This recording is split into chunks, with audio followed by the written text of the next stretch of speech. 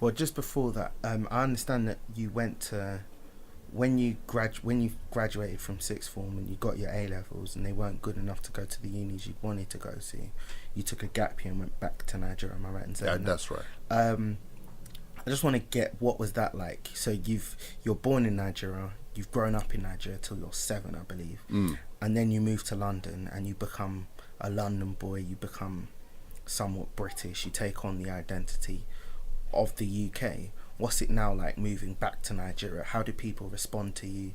Did that even make you question your identity? Just those. I guess the question is more around identity. And yes, it was. Like. It was. And was that your first time going back? That was my first time. Okay, since you were 7. Since I was 7, my father had no interest in going back. Okay.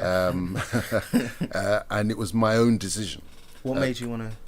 Cousins were coming over from Nigeria for summer holidays, and they would always be staying with us in the family house. And there was a connection that I had with them, and there was a confidence that they had, because Nigerians are always very confident. Yeah. But I had good reason to be confident in those days. The oil price was really strong. The universities were vibrant. There were good places to study at. Yeah. And these cousins of mine were at the University of Ibadan, which was the first premier university there, the equivalent of Oxford, Cambridge here. And we used to have the dialogue and the love of music, everything. I could now see what I had left behind through these relations that were coming across. And I made a resolution that I was going to go back.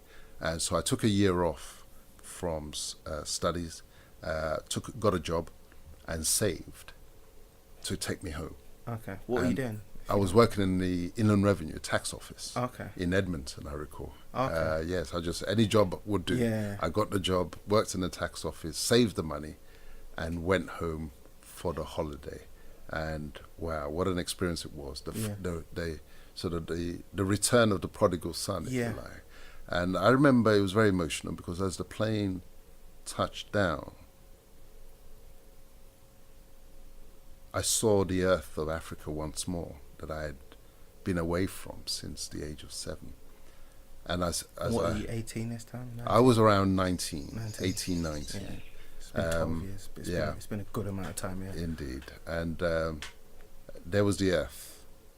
And as I came down the stairs, I almost wanted to kiss that earth. I knew that I was that I was an African at heart. I just felt the emotion there, and also the climate. You just knew you were home. Yeah. And for the first time in a long time, I was almost anonymous. You're amongst your own people. You ain't standing out any longer.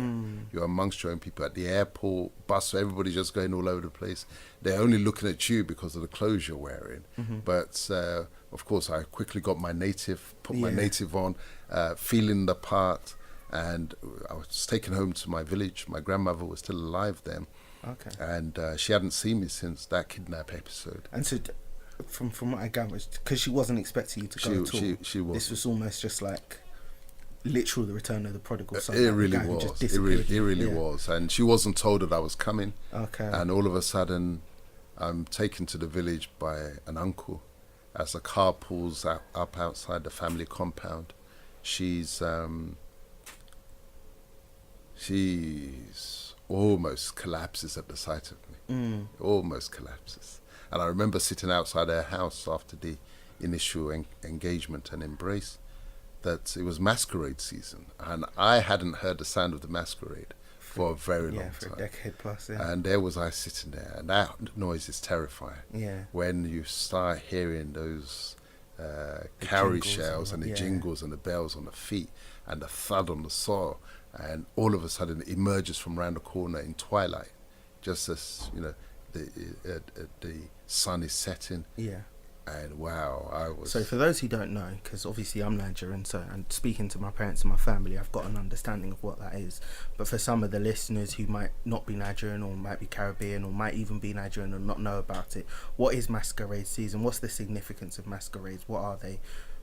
Yes, they're supposed to be our forefathers returning from the dead. And sometimes they'll be benign and sometimes they'll be wicked, and they'll always carry a stick. Yeah. And they'll lash and whip you. So it instills fear in the young children in particular. Yeah. And so that fear was still with me from back then, from childhood, where we used to scream and run away when they hear the sound of the masquerade coming. And I'm sitting there thinking, I know that's a masquerade. I ain't running. And as it's coming, as it's coming closer, there comes a point where you think, should I be getting up and running inside the house? But the funny thing was that the masquerade actually recognized me. When he saw me, he said, sitting outside our house, he lost sight of his, he lost his purpose. And said, Shebi Akindele, which means, is this not Akindele?